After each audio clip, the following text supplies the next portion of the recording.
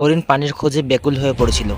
পিপাসায় গলা শুকাই গেছে, কিন্তু কোথাও পানি পাইতেছে না। শেষমেশ হয়রান হয়ে একটা বড় গাছের নিচে এসে বসে যায়। তখনই পানির কলকল আওয়াজ শুনতে পায়। সাথে সাথে ও উঠে পড়ে এবং পানির আওয়াজের দিকে ছুটতে থাকে। কিছু দূর যাওয়ার পরে সে একটা নদী দেখতে পায়।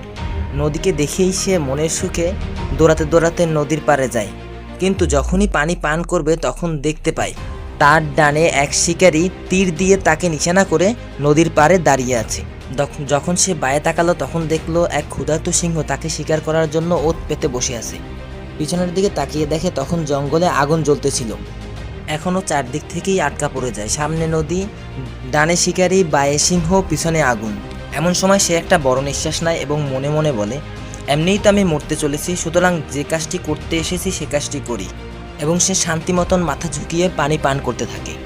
এমন সময় আল্লাহর রহমত তার উপর নাজিল হয়। প্রচুর বৃষ্টি এবং বজ্রপাত শুরু হয়। এমন বৃষ্টি শুরু হয় যে জঙ্গলের আগুন নিভে যায় এবং শিকারী তীর ছুড়লে তা লক্ষ্য মিস করে সিংহের পায়ে যেয়ে লাগে। সিংহ রাগান্বিত হয়ে হুঙ্কার দেয় এবং শিকারীকে তাড়া করে।